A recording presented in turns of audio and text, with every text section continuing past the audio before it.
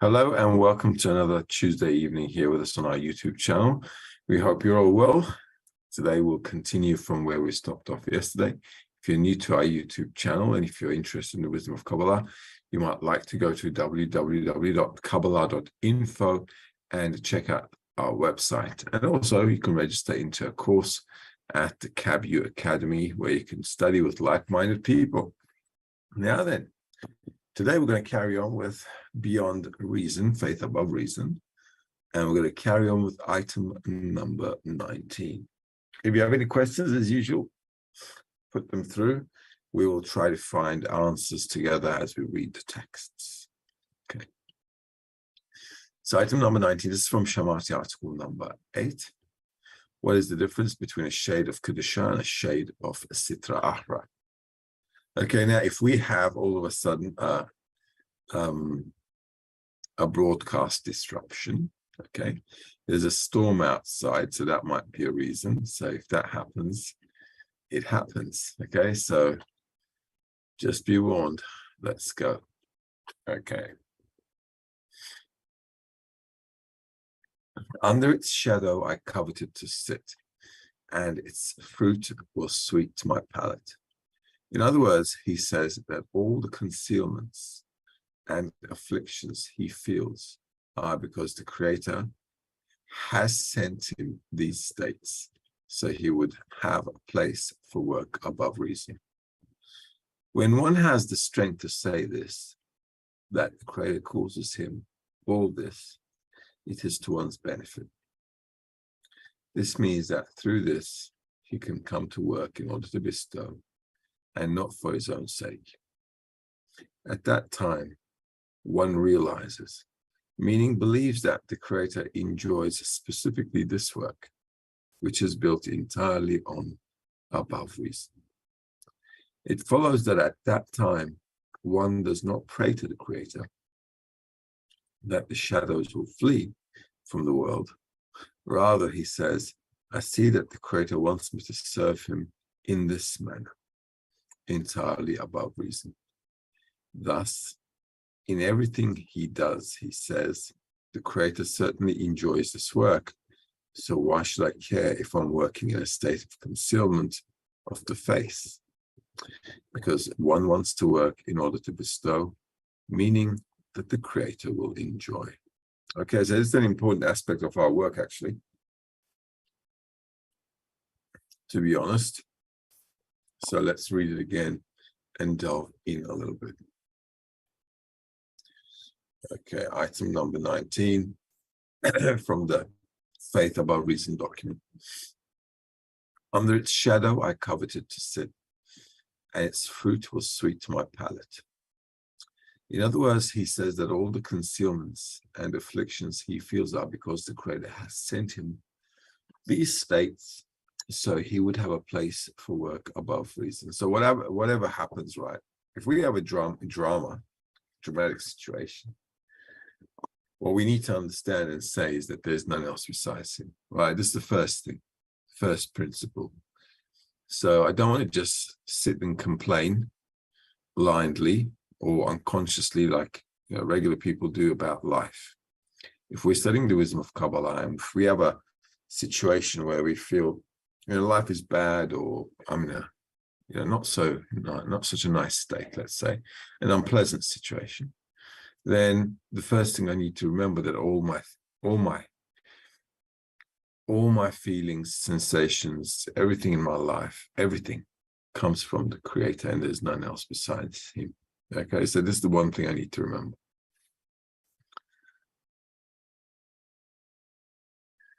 So we need to make sure that everything is sent from the Creator. Therefore, I need not complain about anything or anyone. When one has the strength to say this, that the Creator causes him all this, it is to one's benefit. This means that through this, he can come to work in order to bestow and not for his own sake. So first of all, by relating everything to the Creator, I've kind of given my work a direction. Okay, so I've got the Creator now in the business. It's not just me feeling bad because something bad happened or something unpleasant happened and I'm feeling bad. No, there is a situation. Yeah, we may feel unpleasant. We're not hiding the feeling. Okay, we're open to whatever we're going through, but we need to just relate it to the Creator, because everything must be related to the Creator. Why? Because this allows the person to direct himself in the work. So I can say to myself, what can I say? When one has the strength to say this, that the Creator causes him all this, it is to one's benefit. So I'm not relating it just to anybody. I'm relating it to the Creator. So this is now, the situation has now the dimension of just me and the Creator and nobody else. This means that through this, he can come to work in order to bestow and not for his own sake. If I relate this to the Creator and I still continue to work, and if I don't go off the path, or if I don't stop the work, or if I don't complain and say, well, I'm feeling bad, I'm going to do, right? So if I don't do all kinds of funny businesses and act like a kid, but still continue to work and say to myself, well, this situation is definitely from the Creator, and I want to work regardless of what situation I'm in. I want to keep working in order to advance.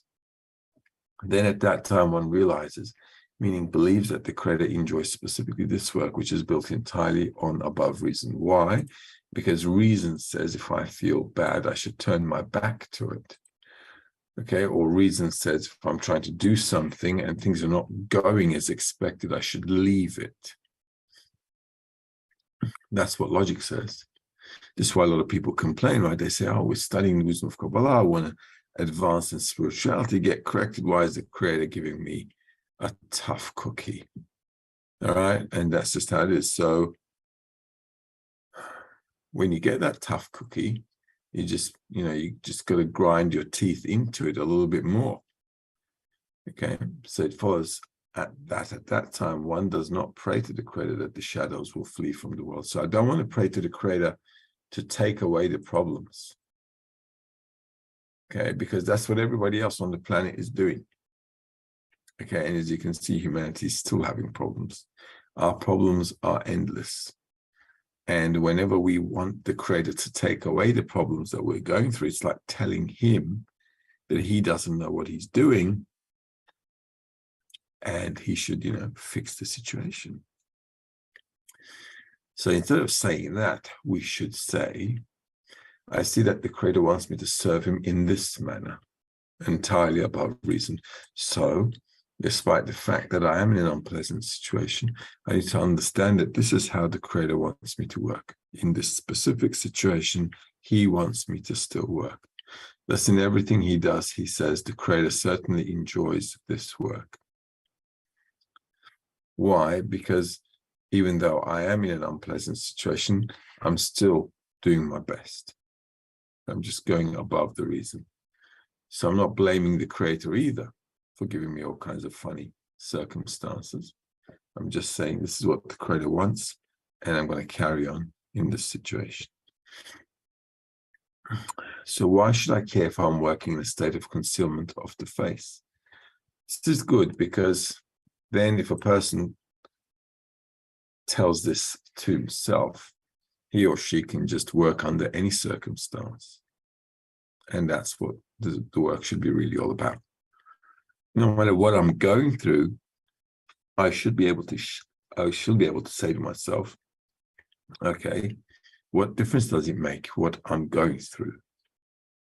If I want to bestow, which means if I want to benefit the other person or the Creator, who cares what I'm going through? Okay, I should not care about what I'm going through if I'm trying to bestow to somebody else. Because one wants to work in order to bestow, meaning that the Creator will enjoy, meaning that I should not have any self-benefit, but only to bestow. All right, so that's the whole concept here. It's a bit of a mouthful to bite off when we're working, especially, right? Because when we're going through stuff in life, up and down, up and down, up and down, and you think, crikey, he started again. So when we're going through all these ups and downs, it's like a roller coaster. And a person sometimes does get stressed out in life because we have a lot of things happening in life. So what can you do, though? That's just how it is. And this is how we need to relate to it. Okay.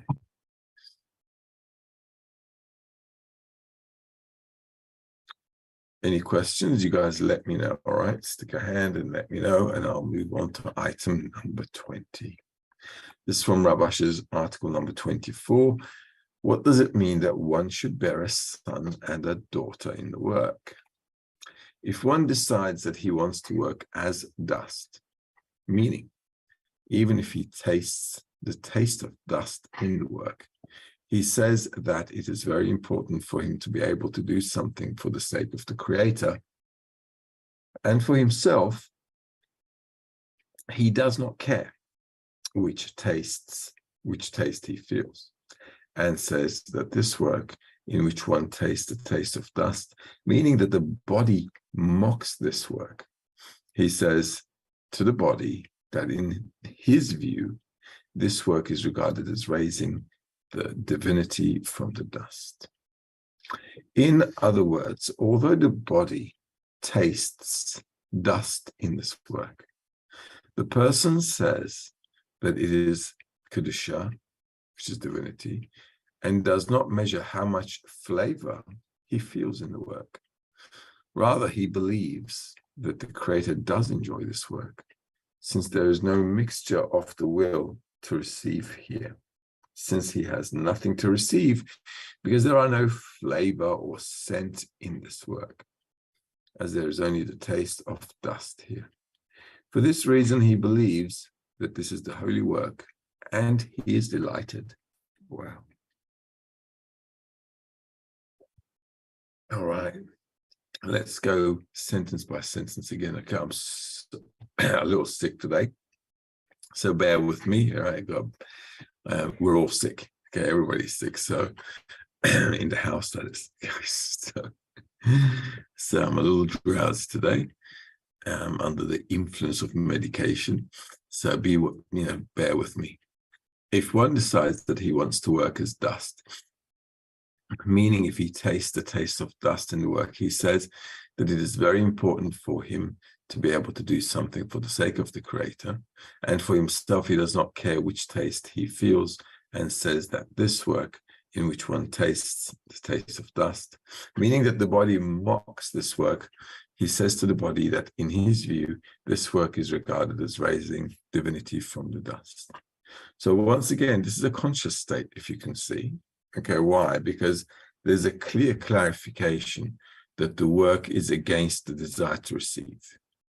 So we're working in order to advance in spirituality, which is what?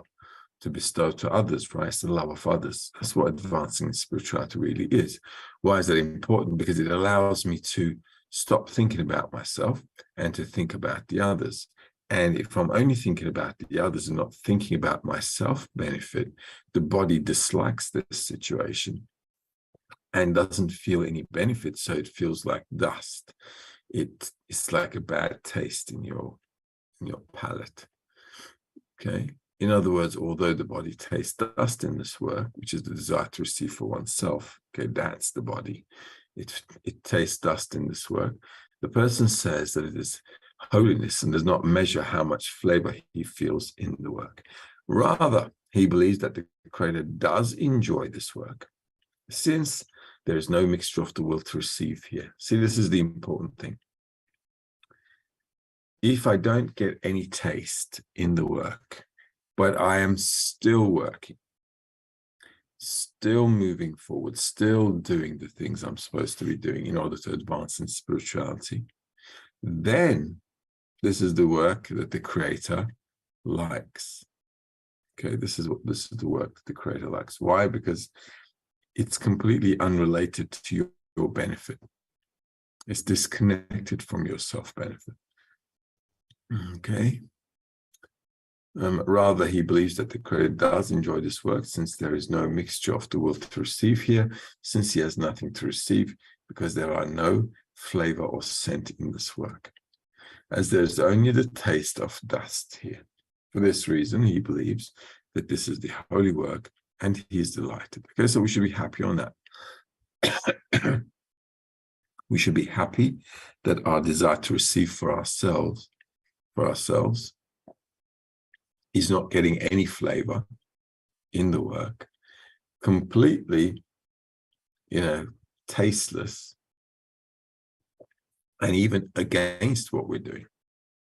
Okay, so for example, it's a Tuesday night, don't want to come to the lesson, don't want to do the broadcast, Okay, so we've got all kinds of things coming into your head, but despite the fact that you don't want to do it, you keep doing it because you want to do it for the friends, for the others, so that they can benefit from this. So without the flavor or the scent, this is a good state. Okay. For this reason, he believes that this is the holy work, and he is delighted. So despite the fact that I am sick, I am delighted. How's that? Okay. All right. So one may be tired, one may be sick, one may just have obstacles. Okay. And sometimes they do come along. But at the end of the day, if we just push through a little bit, okay, we'll see that it benefits everyone, including, when I say everyone, including the person doing the act, he gets or she gets the most benefit out of it. Item number 21. You got questions? Oh, do we have questions? All right. Fair enough. Okay. So what Patricia's asking, is the taste of dust only in one's feeling? Yeah, because everything really is in our feeling. Okay, but we need to have an understanding to it. We need to put next to the feeling a direction, a relation. We don't want to just feel good or bad and then hammer away and close our eyes. We want to be conscious to the situation. Okay, so despite the fact that I don't want to do something, on the other hand, I have an understanding that this will benefit other people and their advancement towards the purpose of life, then, I can kind of compensate the bad feeling with the justification. Okay.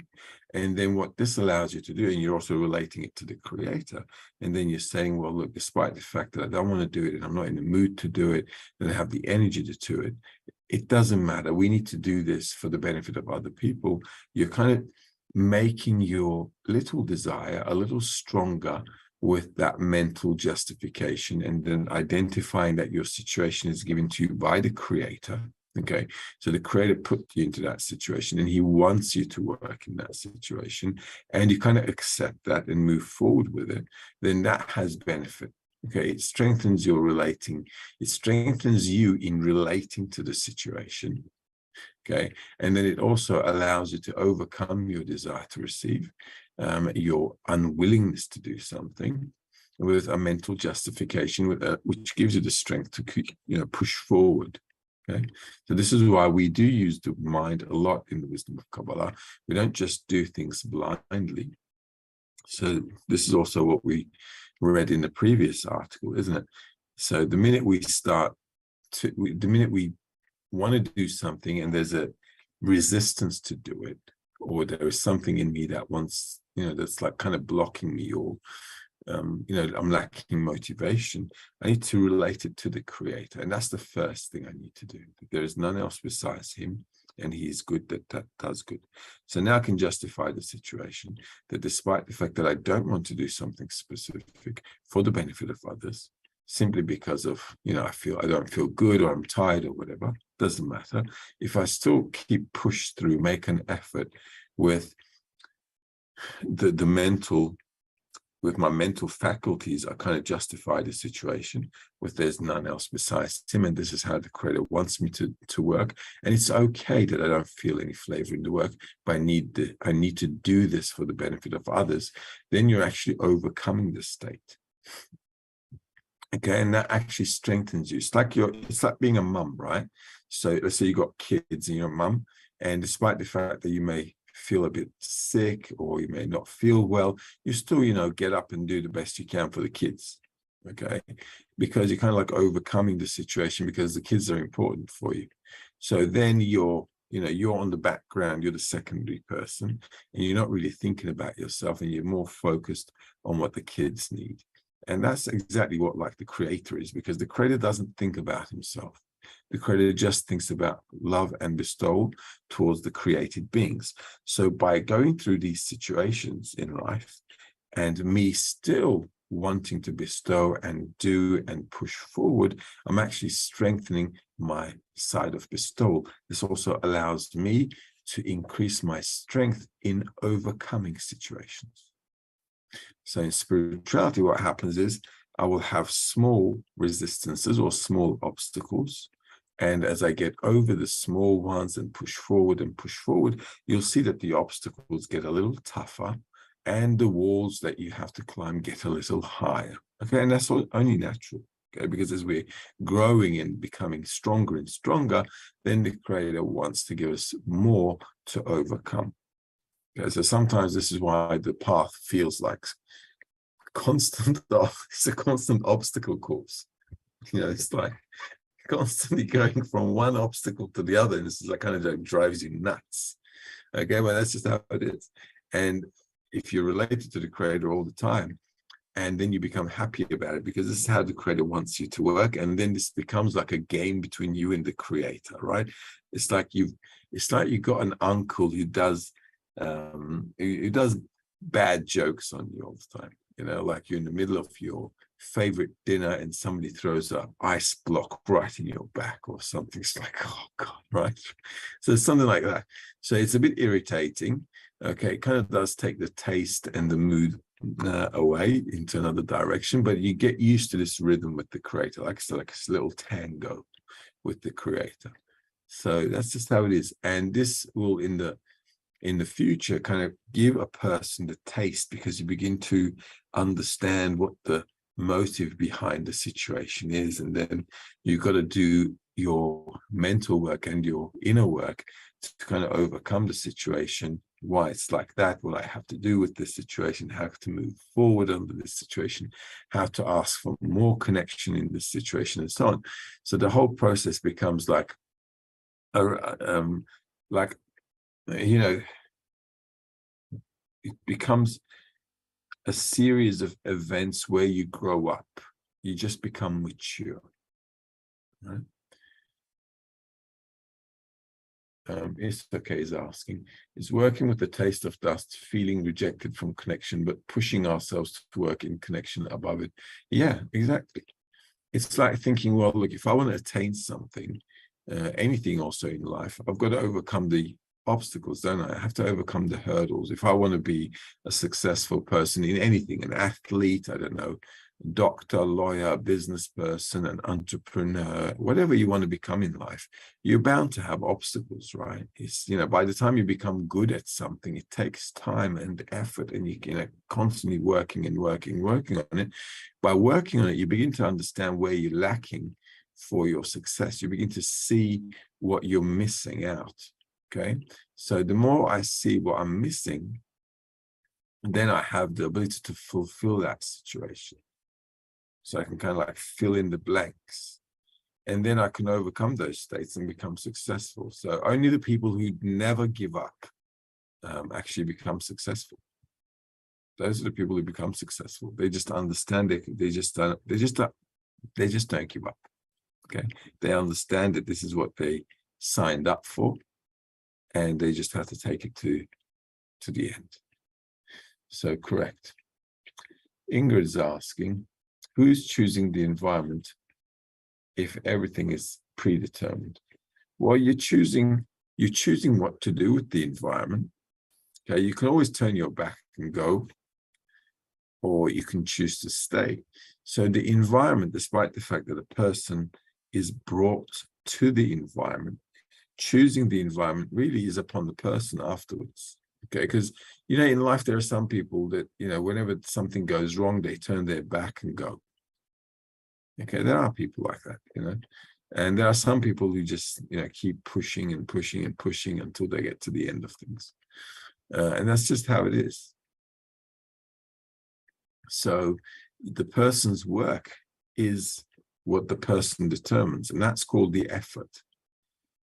It's, you know, it's obvious that the creator is guiding us, and especially if you're studying the wisdom of Kabbalah, it becomes really obvious over time that the creator is just manipulating everything around you.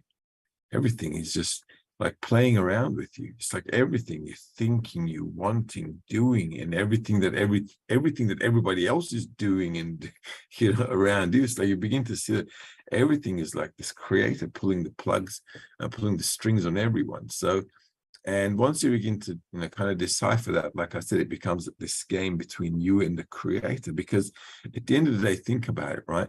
There's nothing I can do in life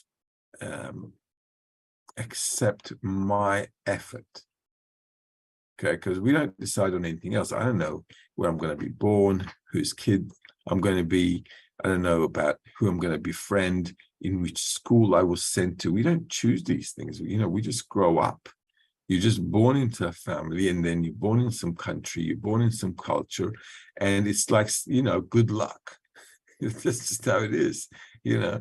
Good luck and all the best, because you don't know what's going on. You got nothing, all right? So because you begin to see that you just didn't have anything anyway. Life just pushed everything onto you. So now if you relate to whatever life is bringing to you correctly with respect to the purpose of life, then you can give it some direction, and that's your work. Okay, and that is what we're supposed to do. This is why we're, you know, all the time studying the articles. And a lot of people in other spiritual stuff, they do all kinds of ceremonies. We don't. We just keep reading. Okay, we're constantly reading and reading and reading all kinds of books and stories and things and da da da da da. Why?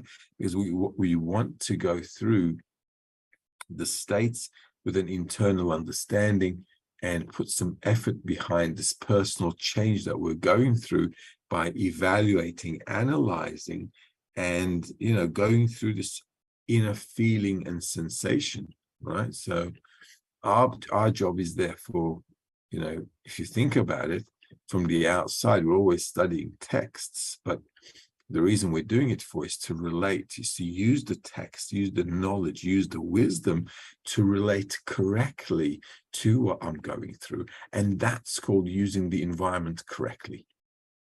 Okay, and that's a person's work. Okay, I don't know if I managed to explain that nicely, but if it's not clear, ask so we can see what I can clarify for you. Patricia's asking, are we supposed to appear that we are in joy while feeling dust? Well, look, we can't really appear to be, I can't appear to be all happy and joyful if I'm going through, if I'm going through a hectic state. And I'm not going to lie to myself, am I? I can't say to myself, oh, I've got a horrible life, but I'm so happy. Okay, that's just not going to work out. That's just going to be a lie, okay? So I've got to think about this situation. This is why it says, look, I've got to relate this to the Creator, that everything comes to me from the Creator. And that's really key and critical, okay? Because it's coming to me from the Creator. And this situation gives me the opportunity to work despite the fact that I really feel crap, okay? But I can relate this to the Creator, and now I can do something. This thought process brings about the happiness because now I can do something in this bad situation that I'm in, which can allow me to work above reason. Does that make sense? So I'm going through a tough state, but if I have an understanding behind it, that this is actually the good condition that allows me to advance, then I can be happy. This is why the thought process needs to bring me the joy. If I just leave it to what I feel, I'm only going to feel good or bad. I mean, we humans don't feel anything else. We either feel good or bad. It's just how it is. We're very primitive, very primitive. Okay, it's like if you stick electricity into a chicken, you can make it move. Okay, it's the dead chicken. All right, so if you get a dead chicken and I put it on your chicken bench, or on your kitchen bench, not your chicken bench, on your kitchen bench, right? And you give it electricity, you can kind of like let it, make it move like a robot. And this is really what we're like, right? Yeah, somebody pokes into us something, we feel good, we're like, woohoo. And then if somebody's poking something, we feel bad, we're like, oh, okay. And that's just how it is. We're just like moving with respect to that feeling of good or bad. We're just like being poked all the time in life. So we have to put an understanding to what's behind the poking. All right, who is poking me and why and what do I need to do with it? Okay, so once I clarify the situation towards the direction, then it can begin to make sense. Then I can say, yeah, I've got to use this in order to go above the state I'm in now. This is actually an opportunity for me to go above my reason. And then that's like, okay, so that realization can bring you joy. Then you can look for what to do, how to deal with it, and so on. Okay. But if I just look at the feeling that I'm going through, obviously we're just gonna hey, somebody get me out of here. That's what we're going to be saying if we just go with a feeling. Okay. Karen's asking, is there a lot happening behind the scenes that we cannot detect as we make these daily efforts?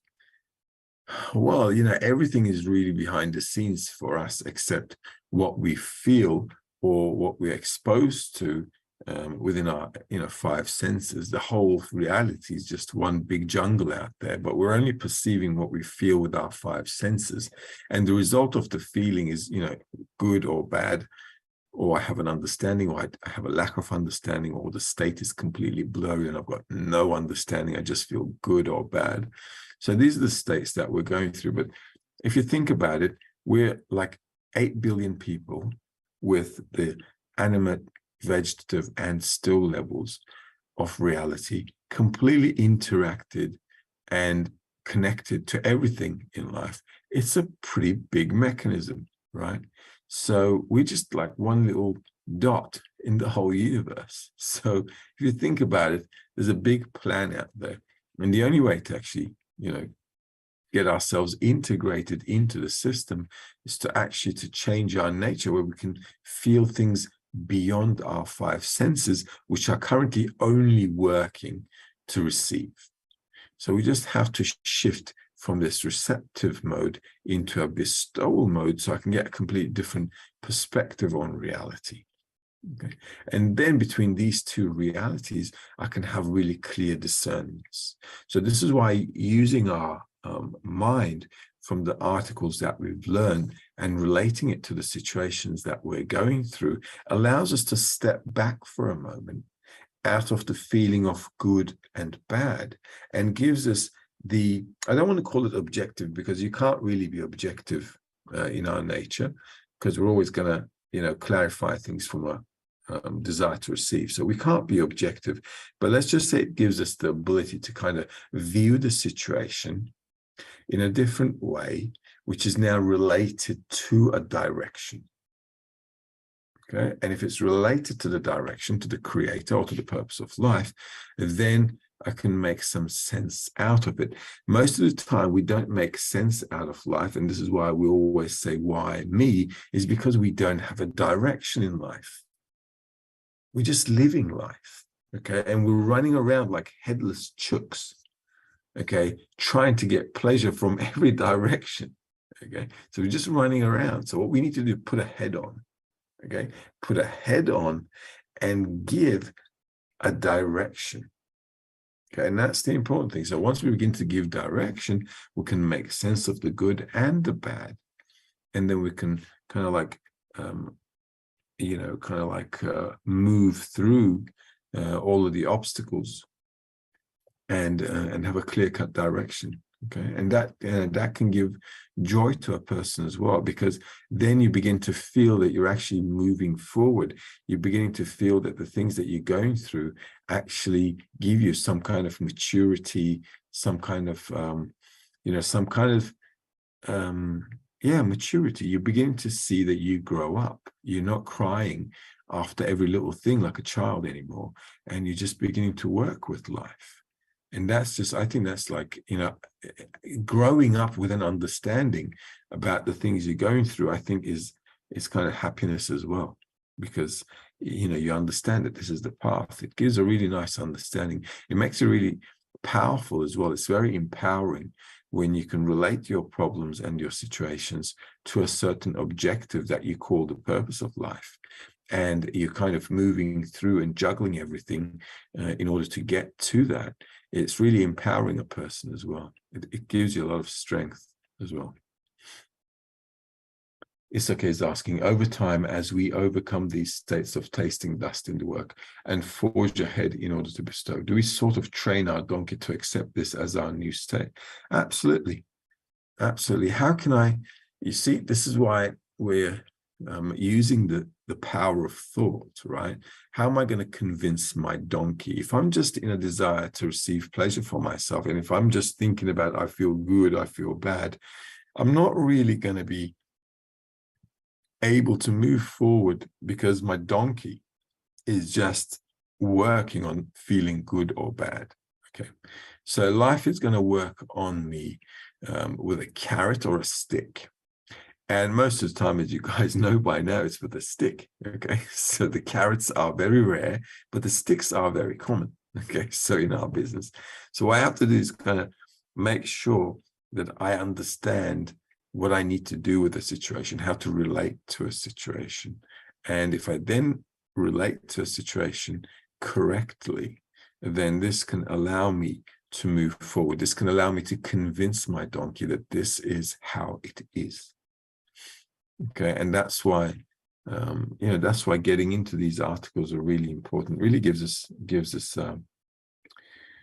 a new vision of what I need to do with the state that I'm in. Okay, I mean, I've been reading these articles for many years, and I still get a lot of things out of them.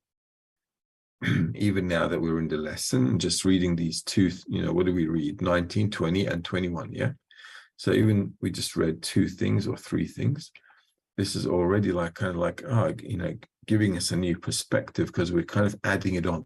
The thing is, as we go through more and more stuff, we tend to forget what we studied before. And the reason for that is because our egoism is constantly growing. It's basically being revealed more. So every time my ego is being revealed more, then I'm kind of like, I'm more of a drama queen than what I was yesterday. Okay, so I was yesterday they say you were a drama queen, and now you worked, you did your spiritual work, you kind of got over it, you calmed down a little bit. Okay, and now today you're a completely new drama queen, and then something happens, you become even more dramatic. Okay, but now the creator, okay, so it's just one drama queen state to another drama queen state. And what we're always doing is just constantly by working on it, putting some meaning to it and giving it a direction, so I know what to do in the state that I'm in. And if we don't do that on a day-to-day basis, it becomes very hard, because then I begin to accumulate the things that I didn't resolve. So all that accumulation can then just blow up in a person's face, and then the person will just, leave and just go back to their corporal reality and says, you know what, this is not, it's not worth it. Okay, and that's just how it is. Unfortunately, that's how it is. But just like we eat and drink every day, we need to make sure that we're working on our spirituality every day, so we can have some understanding with respect to the emotional states that we're in or we're going through, so that I can relate it to the path correctly and then move forward one day at a time. That's like how it is. All right, well, that is 8:45 already. That was a quick one, isn't it? Okay, let's do another one. Are we at that 21, 22, 21, 21? Okay. So this is from Balasam Shamati, article number 19. What is the creator hates the bodies in the work. Sometimes one despises this work of assuming the burden of the kingdom of heaven, which is a time of a sensation of darkness. When one sees that no one can save him from the state he is in but the creator, then he takes upon himself the kingdom of heaven above reason, as an ox to the burden and as a donkey to the load. One should be glad that now he has something to give to the creator, and the creator enjoys him having something to give to the creator. But one does not always have the strength to say that this is beautiful work called adornment, but he despises this work. This is a harsh condition for one to be able to say that he chooses this work over the work of whiteness, meaning that he does not sense a taste of darkness during the work, but then one feels a taste in the work. It means that then he does not have to work with the will to receive, to agree to take upon himself the kingdom of heaven above reason. If he does overcome himself and can say that this work is pleasant to him, that now he is observing the commandment of faith above reason, and he accepts this work as beauty and adornment, this is called a joy of mitzvah. So that's really nice. This was about the question that our friend asked about happiness, right? So Patricia asked, are we supposed to appear that we are in joy while feeling dust? Okay, so this is nice because this allows us to see where we're supposed to get the happiness. Okay, Let's read this again. Sometimes one despises this work of assuming the burden of the kingdom of heaven, which is a time of a sensation of darkness when one sees that no one can save him from the state he is in but the Creator. See, this is also a thing that I need to think about. No matter what state I'm in, I have to say only the Creator can help me out. Okay, this is important. Okay, I could be going through some dramas. I need to say only the Creator can help me out. Why? Because now we're building a relationship with the Creator. In order to build a relationship with someone, they need to feel that I need them. Okay, otherwise, how can you have a relationship, right? In relationships as well, we need to feel like we need each other. All right, and that's how you build a relationship. Everybody feels like they need each other. So we're in this mutual contact that I need you, you need me, and together, we can do it. And so this is how the Creator needs to come into the picture. So with the Creator, I need to overcome the situation. Never on my own. It's always me and the Creator. Okay. And then he takes upon himself the kingdom of heaven above reason as an ox to the burden and as a donkey to the load. So if I want to build this relationship with the Creator, if I want to feel that I need the Creator and I want the Creator to feel that I need the Creator, I need to push forward, because if there is a tough situation, I'm going to feel like I need help. And that means I need the Creator. Without this need to the Creator, I can't move forward. Okay, this is why relating everything to the Creator is very important. Otherwise, I don't have a need for the Creator. If I could do things on my own and move forward, I don't have a need for the Creator. There's no need for you. It's like being in the 21st century. Listen, I can do things. I can run my life on my own. Right? Let's say I can do everything and I'm running my life on my own. So I don't need anybody. Okay. It's my life. I got my work. I got my job. I got my career. I'm all set up. I don't need nobody. Okay. So that's actually a really bad state. It's not a really good state. Okay. Because this stops you from having the ability to connect with anyone. Because it's just like, your guards are all up. Your walls are up. Your guards are up. Hey, I'm my own man. Okay, so that's just like, it's not gonna be enough to build a connection with someone. So precisely when we're going through these, unpleasant situations where I'm not feeling any taste or I'm lacking motivation, I just don't have the strength, exactly then I need the Creator. I need to hold on to the Creator and I need to kind of pull him towards me. And in that situation, this is how I can move forward. If I only include the Creator in the process I'm going through, then I can push forward. Okay, it's like your partner picking you up all the time. So every time you fall, they pick you up. Every time you fall, every time you're having a bad day, they grab you and then, come on, we can do it. So you're like moving together, but you got to reach out to the Creator. Okay, the Creator is waiting on standby. And all you got to do is kind of like, hey, give me a hand. Okay. And that's it. And he's just standing by 24/7. So that's the trick here, that we've got to include the Creator in this business. One should be glad that now he has something to give to the Creator. Okay. What am I actually giving to the Creator? I'm trying to overcome a situation. So what am I actually giving to the Creator? Well, I'm giving the Creator the need for the Creator. So just think about it for a moment. He's creating a situation where I'm giving him a need. Because what is the Creator? The Creator is the act of love and bestowal. He wants to fulfill us, right? He wants to fulfill us with himself. So the situation I'm going through, if I'm keep pushing through and asking the Creator for help, reaching out, then I'm actually giving him a need for him. Okay, does that make sense? Okay. So that's what we're doing. So we're actually bestowing to the Creator at those moments, despite the fact that we feel like pretty crap. So one should be glad that now he has something to give to the Creator, and the Creator enjoys him having something to give to the Creator, because now the Creator can give us a hand. Okay, now we have some kind of a connection with the Creator.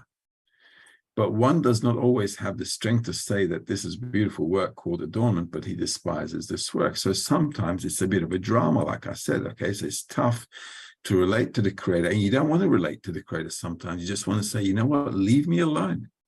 Go give your spirituality to somebody else, okay? Because you're going through such states. It's like, leave me alone, dude, okay? I don't want to know, okay? That's just the stuff. That's just how it is, okay? That's how it is, because we're going through terrible stuff sometimes. It's like really disappointing, and it's just how it is, okay? What can you do? Specifically at those times, we can build a need for the creator if we relate to the situation properly.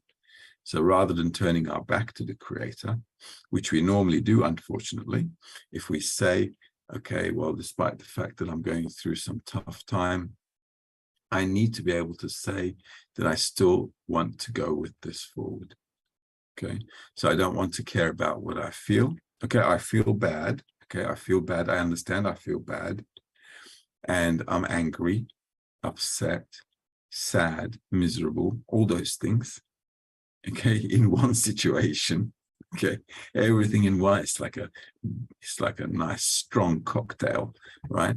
So you're all in that situation, but despite the fact that you say, you know what, I'm just going to push forward because I need to go through this state in order to disconnect from the desire to receive for myself.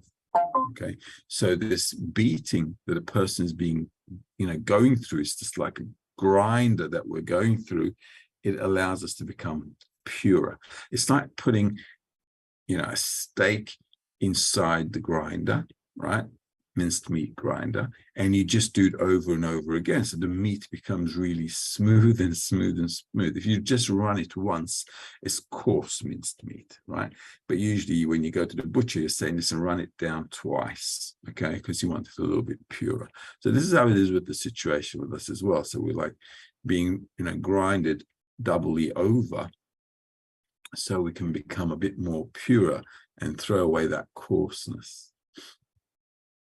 And that's how it is. So in that situation, all we have to do, despite the fact that we sense darkness in the work, and it feels really bitter, that we still move forward. We agree to take upon ourselves the work above reason. Okay, and this is really important. Okay, we just keep going. And sometimes going above reason is very difficult. Sometimes we just have to push through without even thinking about it.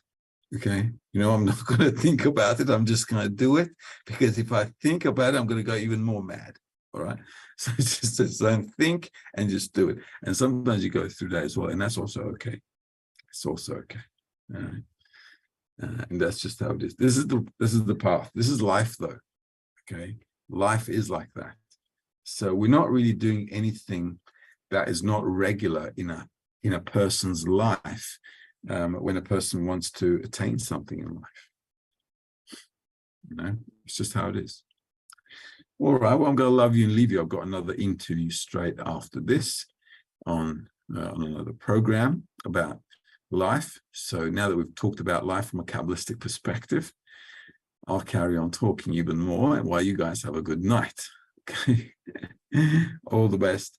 See you guys next time.